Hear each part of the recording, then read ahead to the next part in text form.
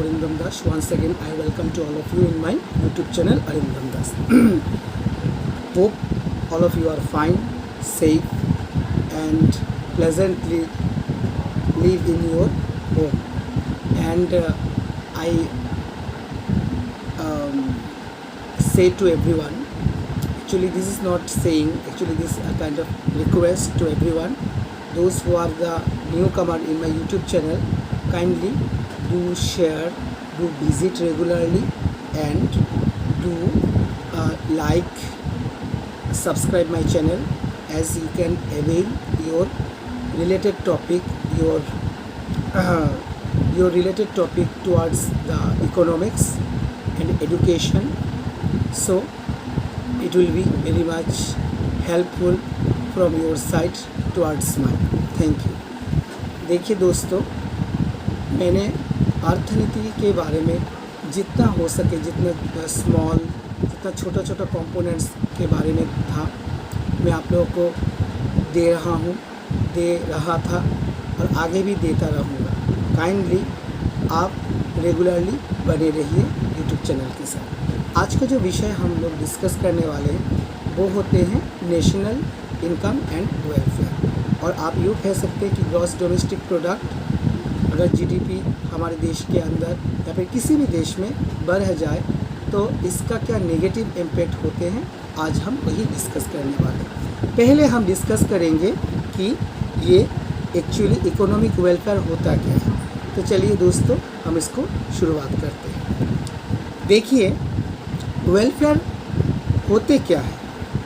Actually welfare, it is the state of mind. It is the state of mind.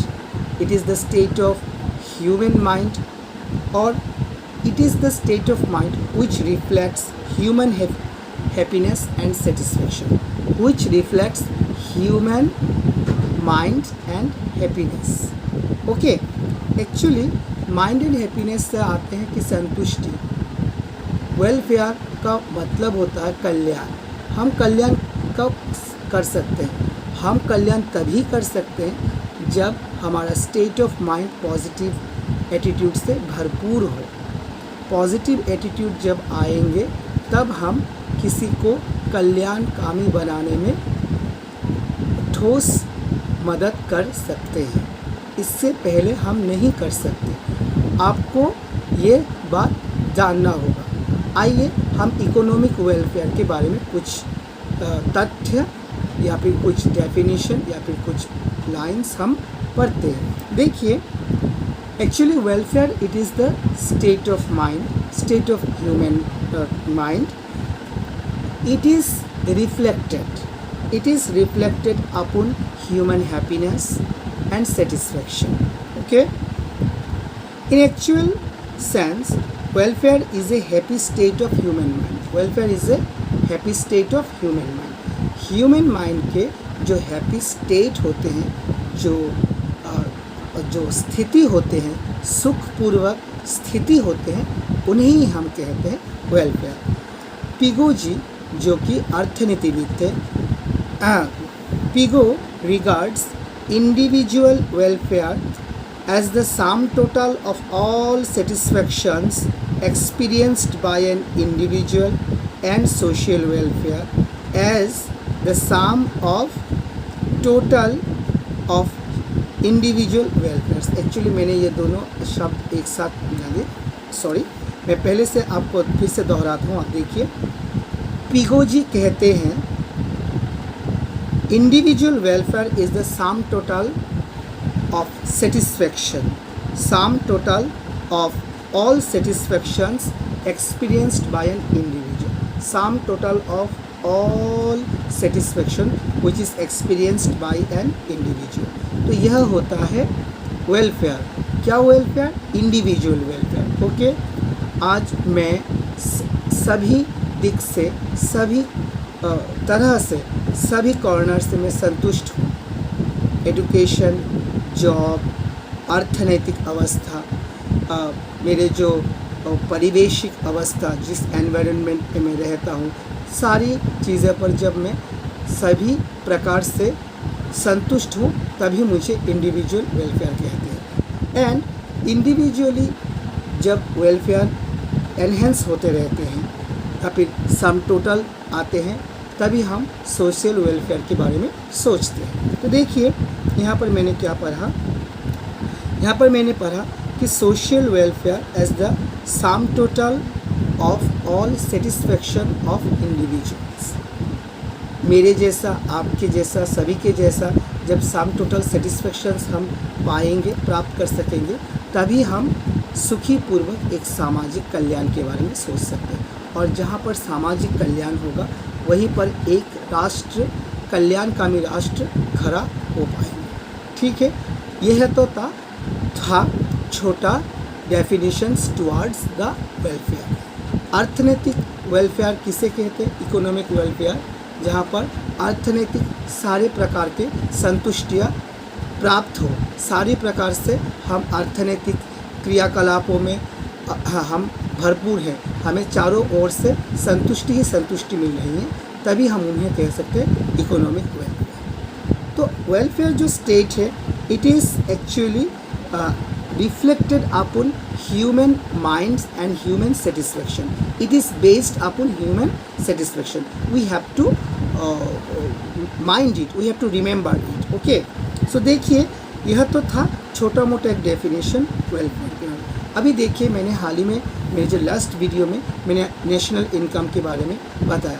देखिए national income actually the sub total flow of goods and services or factor incomes rendered by a normal resident in a country during a period of time। लेकिन gross domestic product क्या होते हैं और उसके साथ economic welfare या फिर welfare का क्या ताल्लुकात है, या फिर ग्रॉस डोमेस्टिक प्रोडक्ट अगर बढ़ जाए तब एक इकोनॉमी क्या क्या कठिनाइयाँ या फिर क्या क्या नुकसान का या फिर क्या क्या नेगेटिव इम्पैक्ट का सामना करते हैं। आज का डिस्कस का मूल विषय वही है। तो देखिए चलते हैं हम ग्रॉस डोमेस्टिक प्रोडक्ट। देखिए ग्रॉस डोमेस्टिक प्रोडक्ट बेसिकली क्या होता है?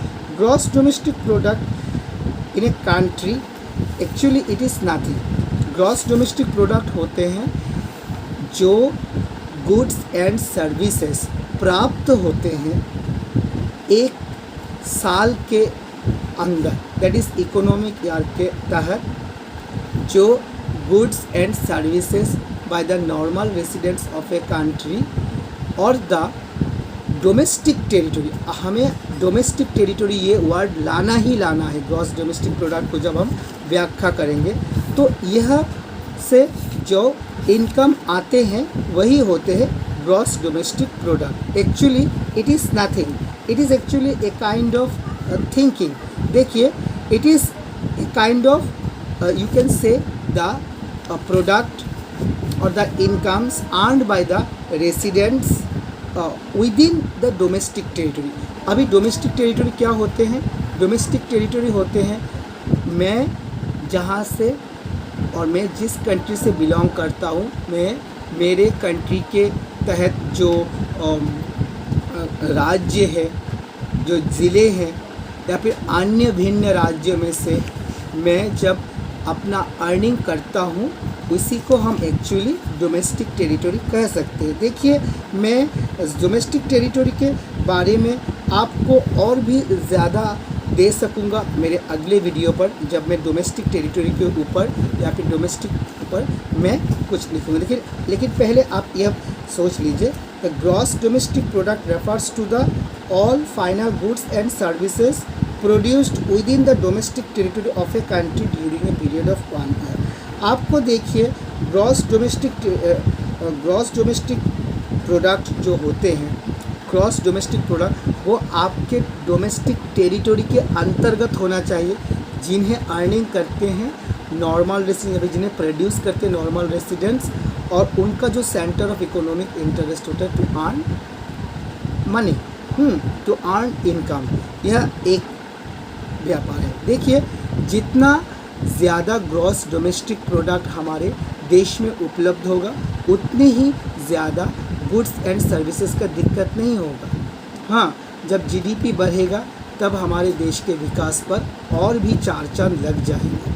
जहाँ से ही हो वहाँ से सिर्फ पैसे ही आएंगे, circulation of flow of money, flow of monetary concept, या फिर आप कह सकते हैं कि मनी इनकम बहुत बढ़ेगा, तब इंसान मतलब हमारे जो रेसिडेंट्स और जो इंडिविजुअल होते हैं उनके पास इतना पैसे या फिर धनराशि का कोई अभाव नहीं होगा। लेकिन एक टॉपिक है कि ग्रॉस डोमेस्टिक प्रोडक्ट अगर बढ़ जाए या फिर ग्रॉस डोमेस्टिक प्रोडक्ट अगर अत्यधिक परिमाण पर हो, तब क्या क्या नेगेटिव इम्पैक्ट आ सकते हैं। आज का ज्ञातव्य विषय हम वहीं पर रखेंगे। देखिए, क्वेश्चन ऐसा भी आ सकता है, मेरे अपने लास्ट ट्यूशन करियर पर, एक टीचर इकोनॉमिक्स के करियर पर मैंने देखा कि ये क्वेश्चन बहुत ही इम्पॉर्टेंट है कि what are the main reasons, actually what are the main reasons भी नहीं होते, कि discuss briefly that when GDP rises what will be the impact on the economy। और क्वेश्चन ऐसा भी हो सकता है, why it is not always true that when GDP will increase as the welfare of the country will not increase। or briefly discuss why GDP is always not regarded as the true index of welfare। तो आइए हम यह व्यापार को discuss करते हैं। 3 महत्वपूर्ण reason होंगे, 3 महत्वपूर्ण दिक होंगे, 3 महत्वपूर्ण पॉइंट्स होंगे, आप उन पर ध्यान दीजिए। पहला जो पॉइंट्स है, देखिए, मान लेता हूँ कि if the GDP of a country increases, welfare of the people of that country also increases. There is no doubt when the GDP of a country of an economy increases at the side, the welfare of the people will also increase. There is no doubt. Why there is no doubt? As they have available goods and services. GDP बढ़ गया, the flow of goods and services enhances. There is no doubt. Thus, higher level of GDP of a country may be treated as an index of economic level. It is also a correct point. Higher level of GDP of a country may be treated as the index of economic welfare। जितना high level तक GDP बढ़ेगा, एक economy, एक country के लिए उतना ही welfare का काम करेगा, और यह एक संकेत है, एक इंडेक्स है। लेकिन यह चीज़ें कभी कभी नहीं होते हैं।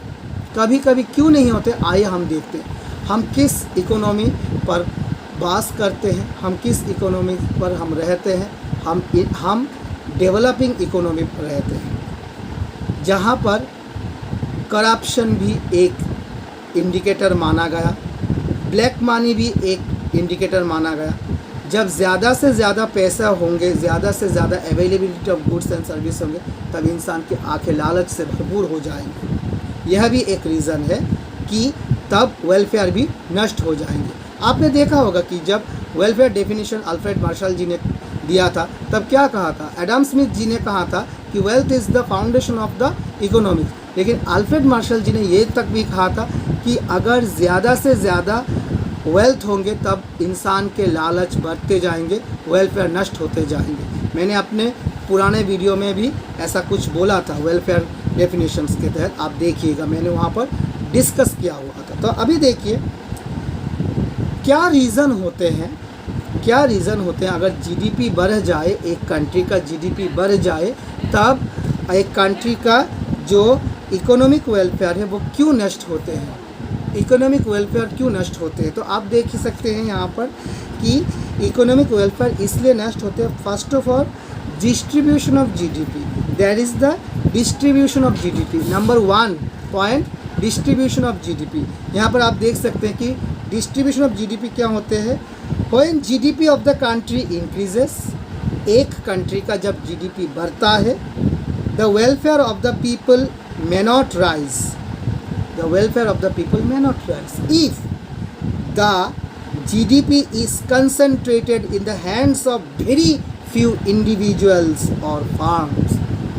मान लीजिए कि अभी flow of goods and services बहुत ही हैं, कुछ कॉन्ट्रैक्टर के पास जो लोग टॉप मैनेजमेंट पर हैं, जो लोग किसी से काम करवाते हैं, उनके पास अवेलेबल पैसा है, लेकिन वो मज़दूरों को उनका जो डिज़र्विंग अमाउंट होते हैं वो नहीं दे रहे हैं, जो वैलिड अमाउंट होते हैं वो नहीं दे रहे हैं, और वो नहीं भी दे सकते हैं, क्योंकि जब इंसान के पास इतना पैसा आ जाए, उसका पहले था इतना, अभी इतना बढ़ चुका है, तब वो वहाँ से अपने के लिए और अपने लिए हिस्सा और भी ज़्यादा सुगम करेगा।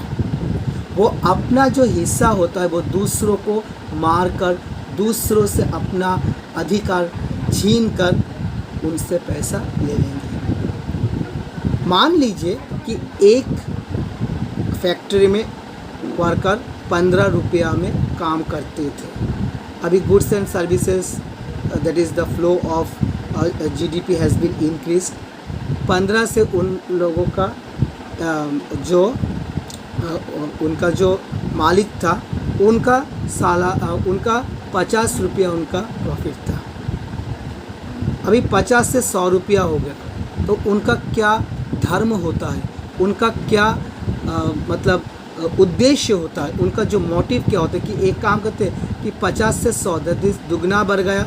अब जो मज़दूर मेरे अंडर पर काम करते हैं, मैं 15 से उन लोगों का सैलरी जो होते हैं 30 रुपया कर देता हूँ। लेकिन कोई ऐसा नहीं करता, वो अपने पैसे खुद अपने जेब में रखकर दूसरों के अधिकार को हनन करते हैं। इससे क्या होता है, GDP का जो नेगेटिव इम्पैक्ट है वो दिखाई पड़ता है। ठीक है, तो देखिए यहाँ पर मैंने क्या बोला कि अगर GDP कुछ कंसंट्रेटेड होते हैं in the hands of very few individuals और फर्म्स, तब GDP का जो नेगेटिव इम्पैक्ट होते हैं वो दिखाई पड़ते हैं और यहाँ से इकोनॉमिक वेलफेयर नष्ट होते हैं। सो फॉर द रेस्ट जो इनकम होते हैं वो उनका नहीं होता। इसीलिए कहा गया कि GDP जब बढ़ता है तब रिच पीपल जो होते they become rich and the people who are poor they remain poor. ये एक इंडिकेटर है। यह पॉइंट बहुत ही इंपॉर्टेंट है, आप लिखिएगा ज़रूर। इस पॉइंट का नाम है डिस्ट्रीब्यूशन ऑफ GDP। नंबर 2 पर मैं आता हूँ, non monetary exchanges. Non monetary बहुत ही मतलब इंटरेस्टिंग टॉपिक है। देखिए, many activities in an economy, ये जो पॉइंट है इसका नाम है नॉन मॉनिटरी एक्सचेंजेस। अभी मैं पढ़ता हूँ नॉन मॉनिटरी एक्सचेंजेस, जिसको मॉनिटरी पर कन्वर्ट नहीं किया जाता। देखिए, many activities in an economy are not measured in money. बहुत सी सारी एक्टिविटीज़ है जिनको हम मॉनिटरी टर्म्स पर कन्वर्ट नहीं करते, फिर मेजर नहीं करते। जैसे मान लीजिए domestic services of A housewife of a mother. अगर हमारी माँ, हमारी जो वाइफ होते हैं, मतलब घर के महिलाएं, हमारी माताएं अगर एक दिन काम नहीं करेंगे तब देखिएगा पूरा इकोनॉमी ही जो पहले ऐसा था अब ऐसा हो जाएगा, यहाँ से यहाँ तक हो जाए। क्यों? क्योंकि उनके अवदान, उनके जो भूमिकाएं होते हैं ये बहुत ही महत्वपूर्ण होते हैं। लेकिन वो 24 घंटे के अंदर मान लेता हूँ कि 23 ही घंटे वो काम करते हैं, या फिर मैं पकड़ता हूँ कि 18 घंटे भी वो काम करते हैं। तो यहाँ पर देखिए जो 24 घंटे में से 18 घंटा जो काम करते हैं, उनको हम उनका जो इतना महत्वपूर्ण उनका जो भूमिकाएं हैं, इसके लिए, इसके बदौलत और इसके एक्सचेंज हमको उन्हें कुछ देते हैं? नहीं देते हैं। ये डोमेस्टिक सर्विसेज हमारे माताजी, हमारे जो घर के बहनें हैं, घर के औरतें हैं, वो करते हैं, लेकिन हम उनको कोई मनी नहीं देते। उसके बाद देखिए कोई हॉबीज़ भी होते हैं, like painting, gardening etcetera, for which we are not paying themselves. Similarly, barter exchanges of goods and services takes place without the use of money. आप देख सकते हैं कोई हॉबीज़ है कि कुछ हॉबीज़ होते हैं, किसी को सिंगिंग का शौक़ है, किसी को पेंटिंग का शौक़ है, कोई हमारे सामने बहुत अच्छी तरीके से कुकिंग पेश करते हुए हमको डिशेस बना के खिलाते, लेकिन उनको सिर्फ हम वाह शाबाशी देते, लेकिन उनको जो मॉनिटरी अफेयर्स पर कोई गिफ्ट, कोई एक बतौर गिफ्ट कुछ देते हैं क्या, या फिर वो क्या कहते हैं सैलरी की तरह कुछ देते हैं? नहीं देते। आप ऐसे भी देख सकते कि जब मॉनिटरी टर्म्स का इंट्रोड्यूस हुआ या फिर मनी का इंट्रोडक्शन हुआ था, तब हमारे यहाँ पर बार्टर सिस्टम हुआ था, विच वायर नॉन मॉनिटरी एक्सचेंजेस। हाँ, since money is not used here, these exchanges are not taken into account as a part of economic activity। यहाँ पर मॉनिटरी टर्म्स का कोई प्रयोग नहीं होता और इसके बदौलत हम यहाँ पर कोई क्या नहीं करते, हम यहाँ पर कोई इकोनॉमिक एक्टिविटी नहीं करते। मतलब देखिए, घर का सफाई, घर का काम, ये तो काम है, लेकिन ये तो इकोनॉमिक एक्टिविटी नहीं है, इसके लिए हम यहाँ पर कोई पेमेंट नहीं करते।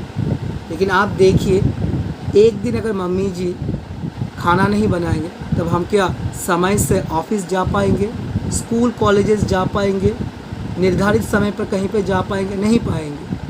लेकिन यार मम्मी जी या फिर घर की बहनें, घर की औरतों को तो बहुत महत्वपूर्ण अवदान होते हैं हमारे जो काम काज करने में, हमारे जो शैक्षिक परिवेश या फिर आप सोसाइटी के बारे में देखिए, सब कुछ भी होते हैं, लेकिन हम उन लोगों को कुछ पेमेंट नहीं करते, as they are not doing their economic activities. यह तो बात बहुत गलत होती है। तो देखिए, अगर जीडीपी बढ़ता है तो इन लोगों का तो कोई काम नहीं है, हॉबीज़, पेंटिंग को हॉबीज़। आप देख सकते हैं कि बार्टर एक्सचेंजेस के तहत नॉन मॉनिटरी एक्सचेंज का प्रवर्तन हुआ था, लेकिन यहाँ पर तो कोई मतलब मॉनिटरी अफेयर्स नहीं होते हैं ना। तो देखिए, they leads under estimation of GDP.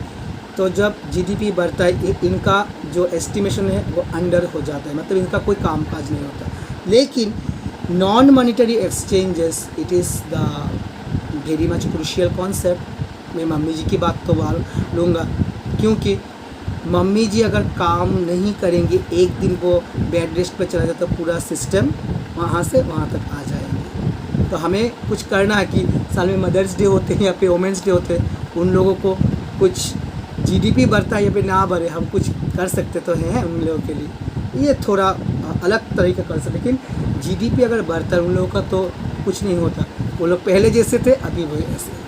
और लास्ट जो थर्ड पॉइंट है वो बहुत इंपॉर्टेंट पॉइंट है, वो है एक्सटर्नलिटीज़। ये एक्सटर्नलिटी होते क्या है? It is refer to the benefits और हार्म्स, आइदर बेनिफिट और हार्म, लाभ या कोई क्षति होते हैं। ए फार्म और an individual, either a firm और an individual causes to another, इसके बदौलत किसी और को क्षति होते हैं या फिर लाभ होते हैं, for which he is not paid. अगर लाभ होते हैं तब हम उनको कोई पे नहीं करते, और अगर क्षति होती है तो उनको पेनलाइज नहीं करते। This is known as externalities. आपको कुछ समझ में नहीं आता होगा कि ऐसा ने क्या बोल दिया या फिर भाई ने क्या बोल दिया। देखिए, एक्सटर्नलिटीज़ दो प्रकार के होते हैं, एक होते हैं पॉजिटिव एक्सटर्नलिटीज़ और दूसरा होते हैं negative externalities. For example, positive externality क्या होते हैं? Beneficial impact of beautiful garden.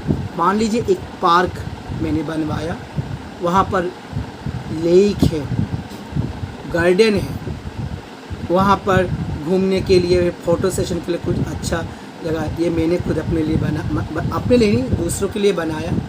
ये किसी को प्लेजेंट मैनर दे रहे, प्लेजेंट मूड दे रहे हैं, किसी को मानसिक सेटिस्फेक्शन करते हैं, लेकिन इसके लिए कोई कुछ नहीं देता।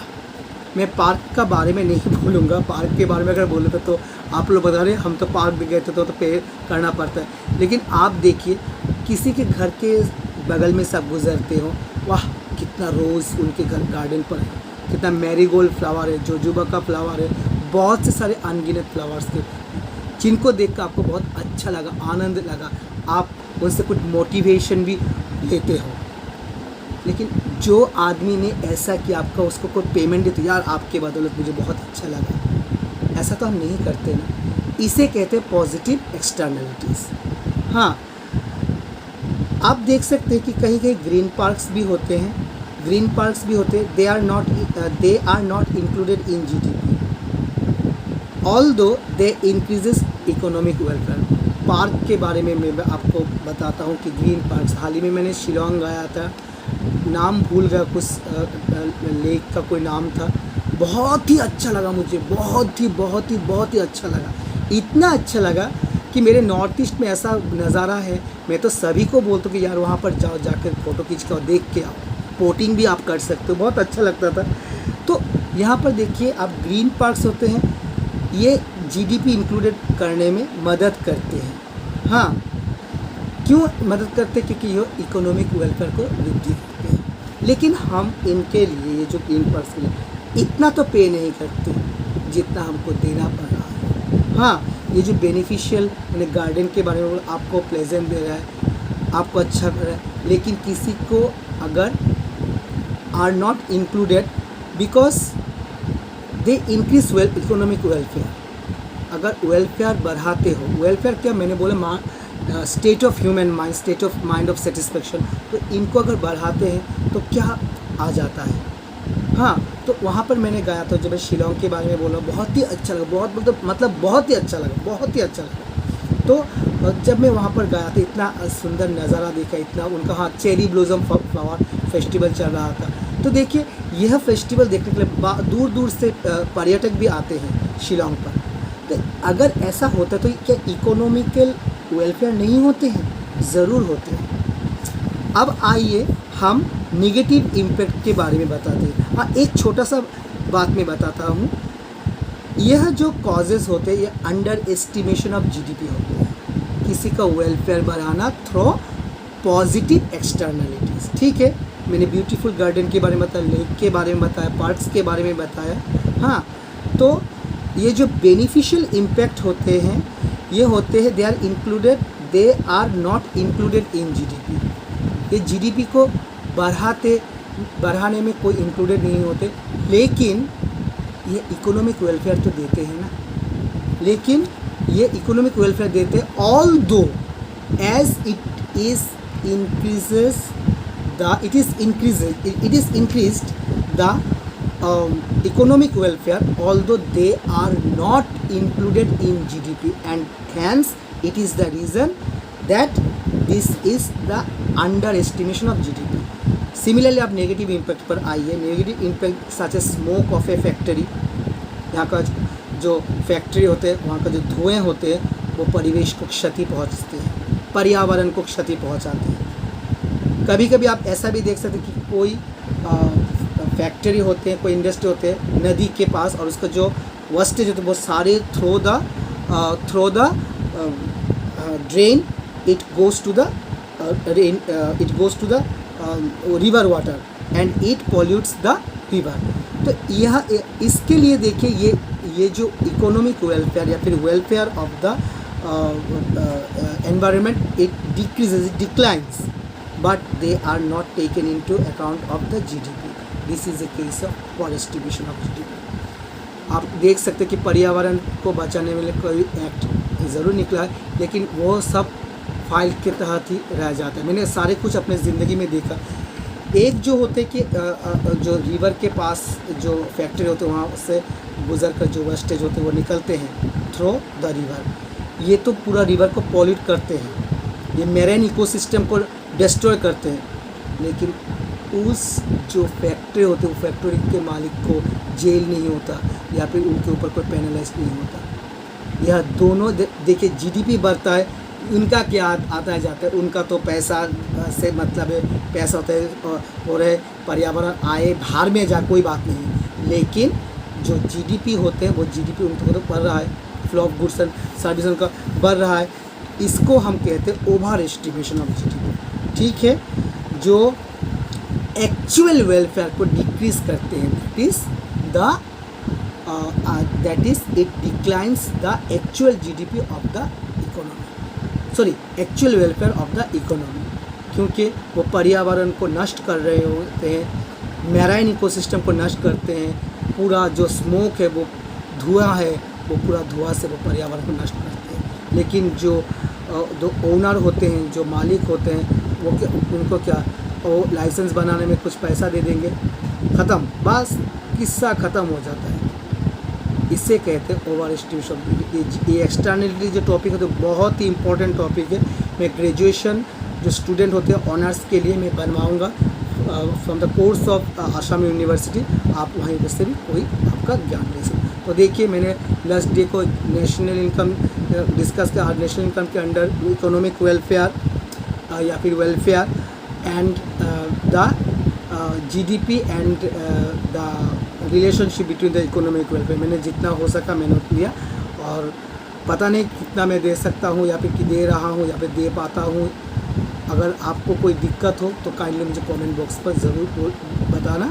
और मैंने जितना हो सके मैंने डिस्कस किया। तो ये तीन चीज़ें आप लोगों को ध्यान में रखना कि GDP अगर बढ़ता है तो ये ज़रूरी नहीं कि हर वक्त वेलफेयर ऑफ द स्टेट भी बढ़ता है। क्या क्या रीज़न होते हैं? नंबर 1 रीज़न होते हैं डिस्ट्रीब्यूशन ऑफ GDP। जो गरीब आदमी वो remain they are poor and the people who are rich they become rich. और नॉन मॉनेटरी एक्सचेंज के बारे में मैंने बताया कि हॉबीज़ होते हैं, working of the women our mother in our domestic services, they are not getting any kind of salary, or either GDP increases or not, and last one is externality। तो दोस्तों मैंने अपने वीडियो में आप लोगों को कैसा दे पाया हूँ आप लोग काइंडली मुझे कमेंट बॉक्स में ज़रूर बताएं। तब तक के लिए नमस्कार, शुभ रात्रि।